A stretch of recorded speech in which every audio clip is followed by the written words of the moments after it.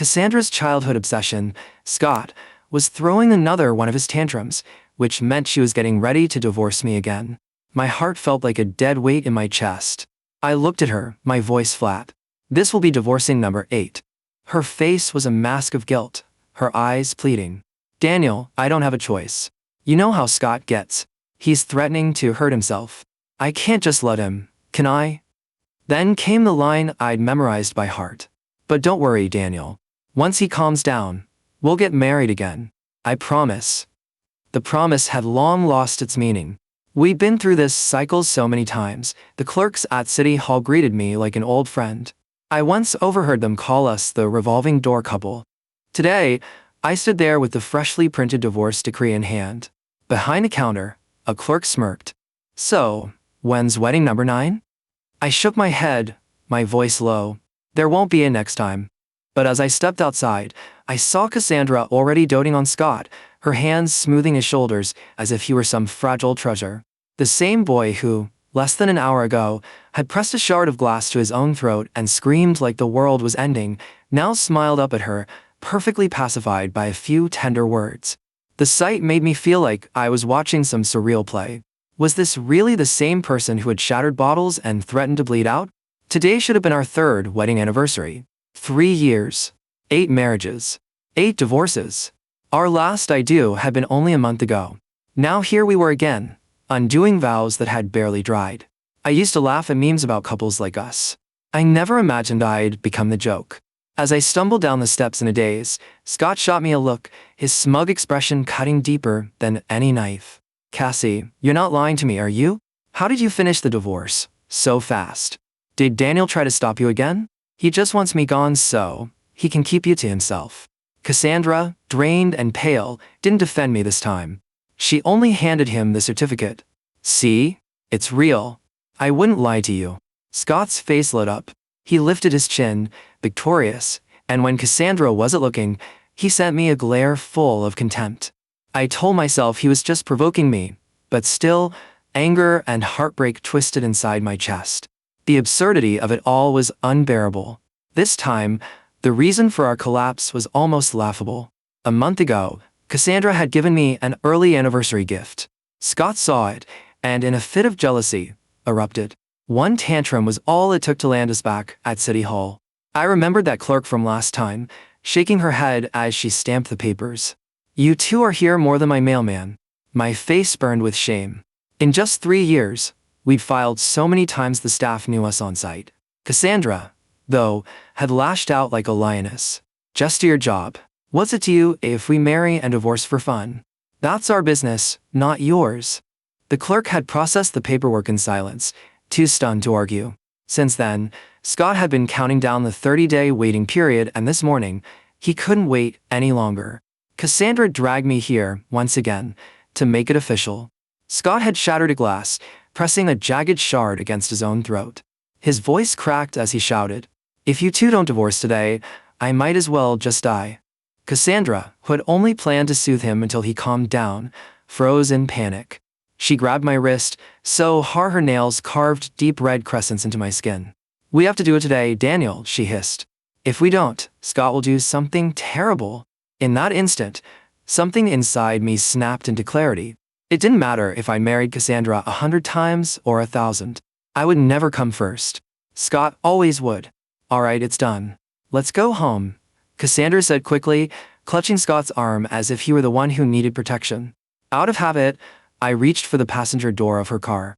But Scott blocked me, pouting, his expression deliberately sour.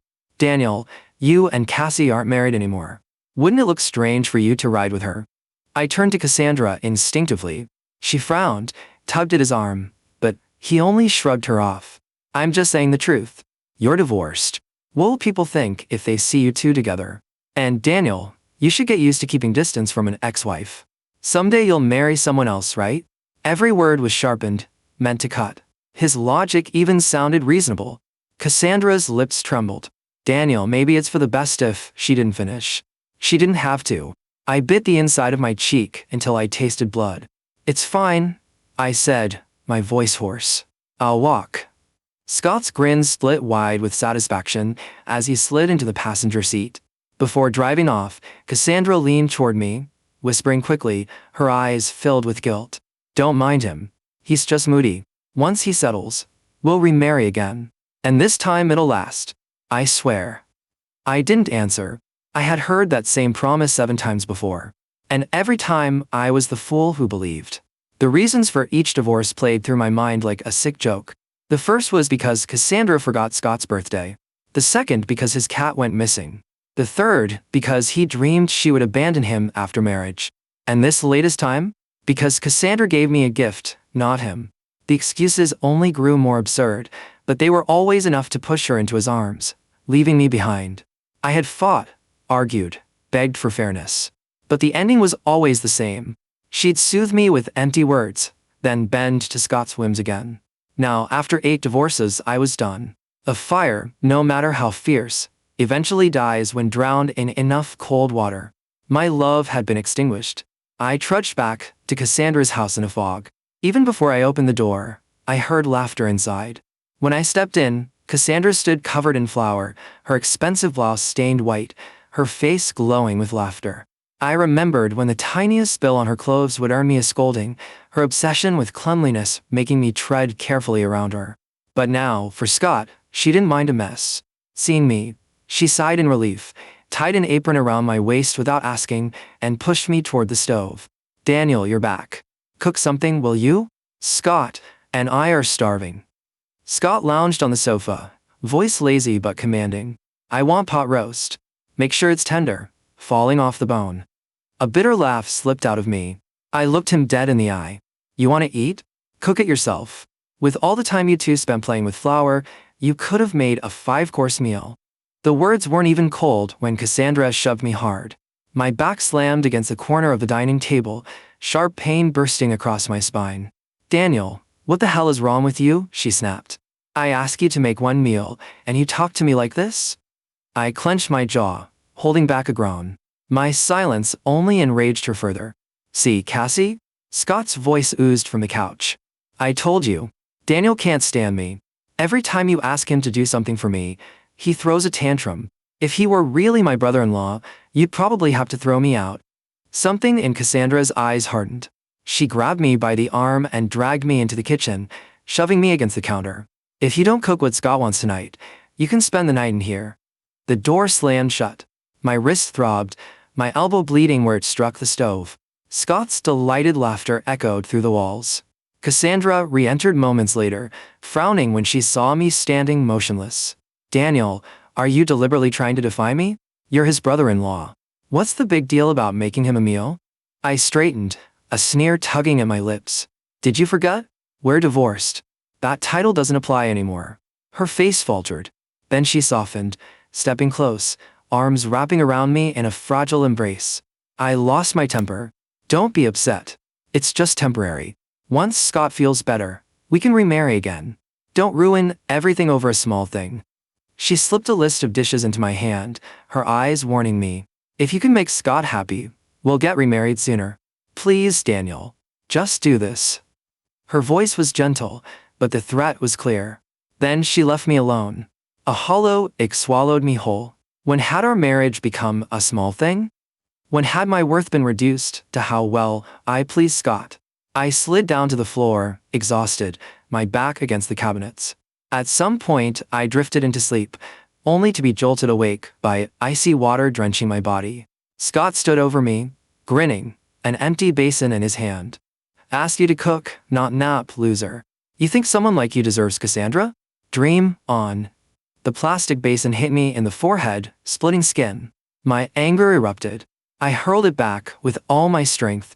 He dodged, shrieking, but water splashed across him. Cassandra stormed in.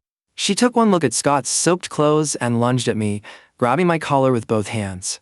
Her eyes blazed. Daniel, have you lost your mind? Who gave you the right to hurt Scott? He threw water on me first, he hit me. You deserved it, she snarled.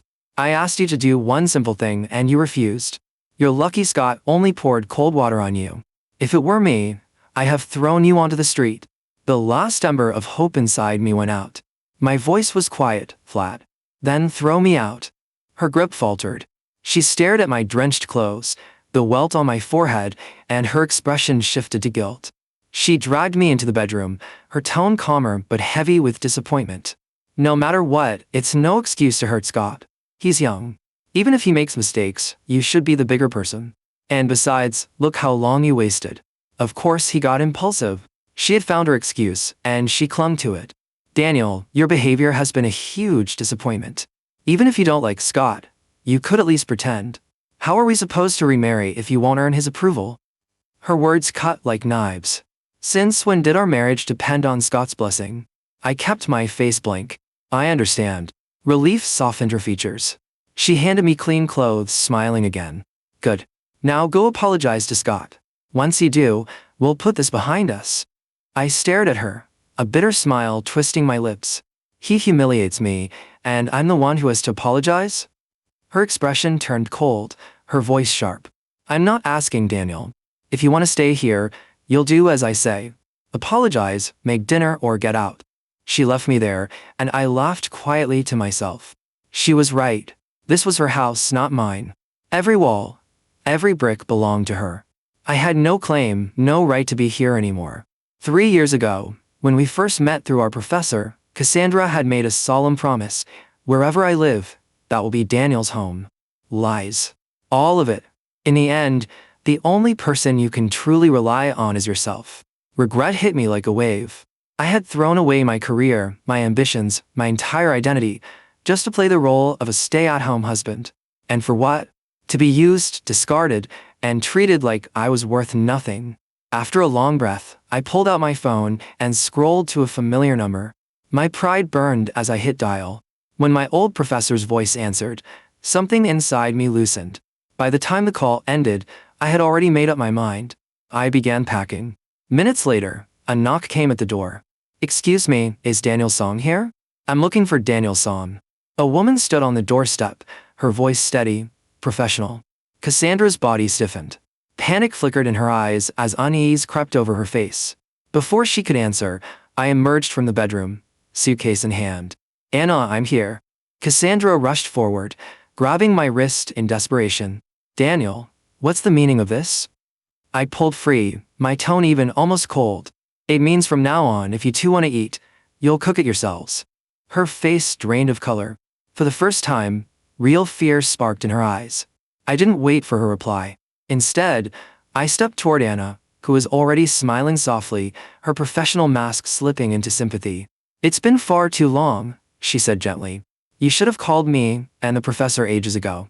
No one has the right to treat you like this. Her gaze flicked toward Cassandra, sharp as a blade. Warmth stirred in my chest. Even after all these years, they still had my back. Anna took the suitcase from me. Come on, the car's waiting. I nodded. Cassandra, still frozen in shock, snapped back to life. She darted in front of me, eyes blazing. Daniel, what is this? If you're leaving, at least tell me why. How can you just walk out without a word?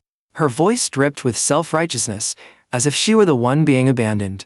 I couldn't help but laugh, the sound bitter. Didn't you just tell me to get out? Your memory's slipping fast, Cassandra. Maybe see a doctor, before it turns into something worse. Scott shot to his feet, outraged. How dare you talk to Cassie like that? This time, I didn't restrain myself.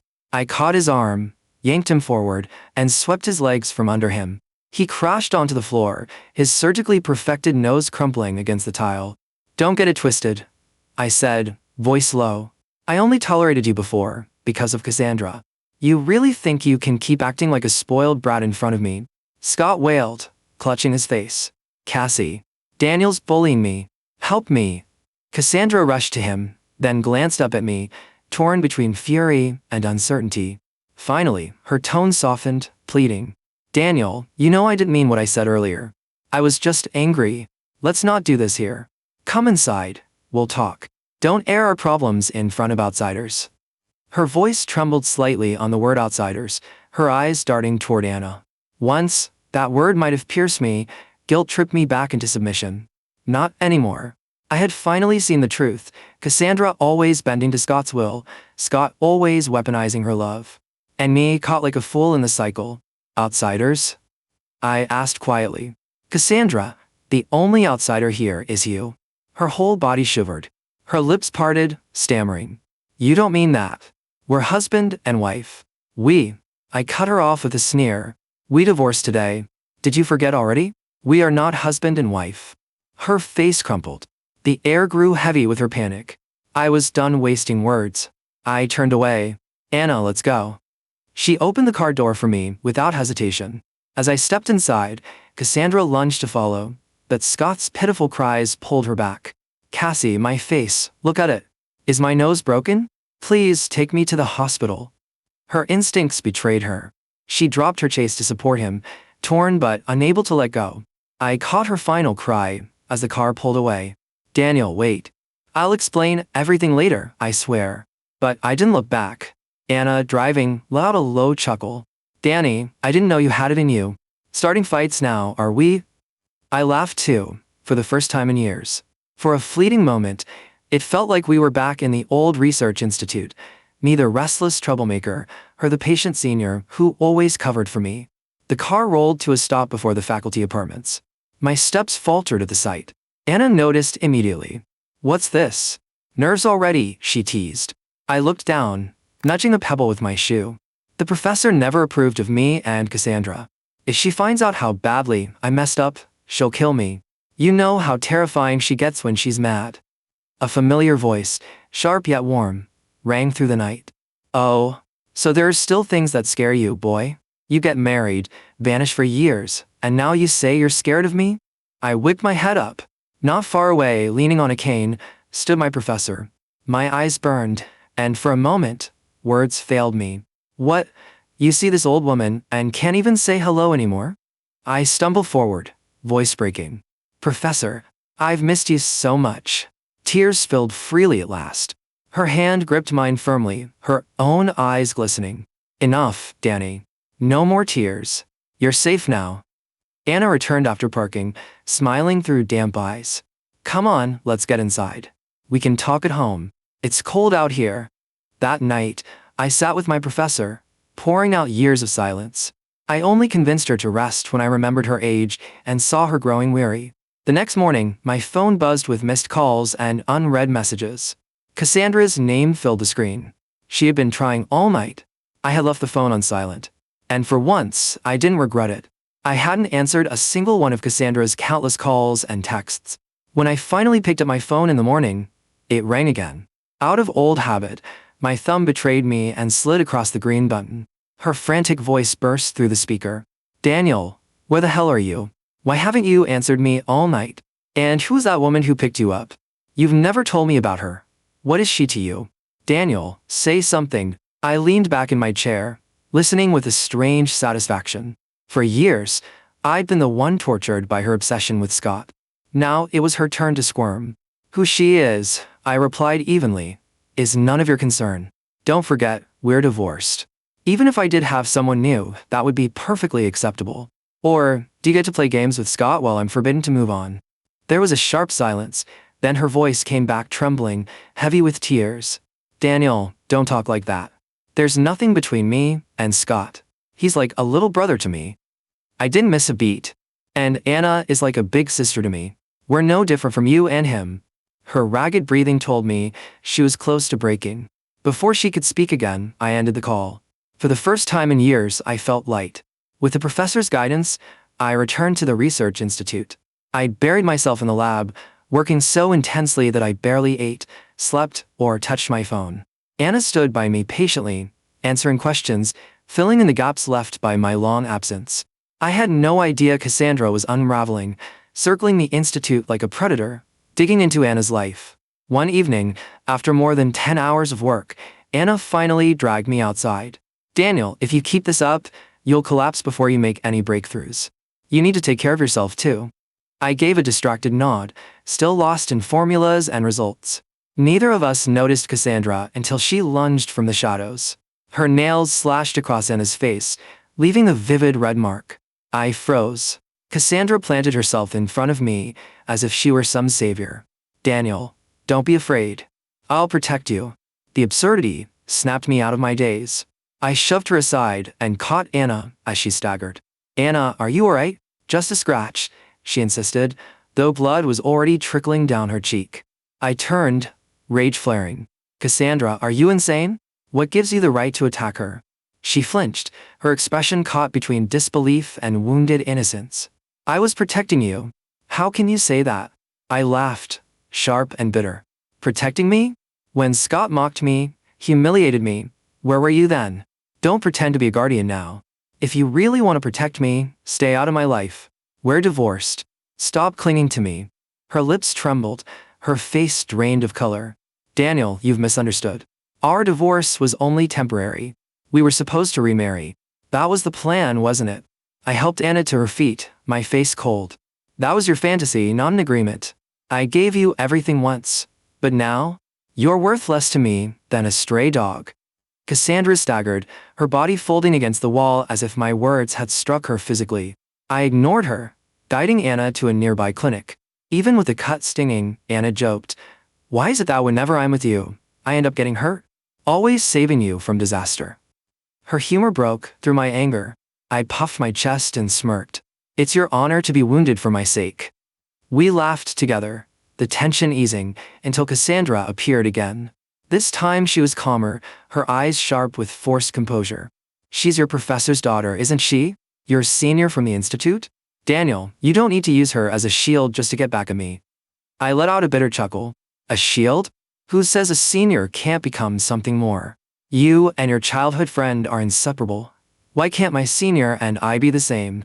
Her last defenses cracked. Tears welled up as she pleaded. If you don't like Scott, I'll cut ties with him. We can remarry right now. Please, Daniel. Don't leave me. Before I could respond, movement stirred behind her. From the shadows, Scott emerged, his eyes wide with panic, his expression dark and dangerous. Cassie, what did you just say? Scott's voice cracked like a whip. His face twisted with disbelief. You're leaving me for him?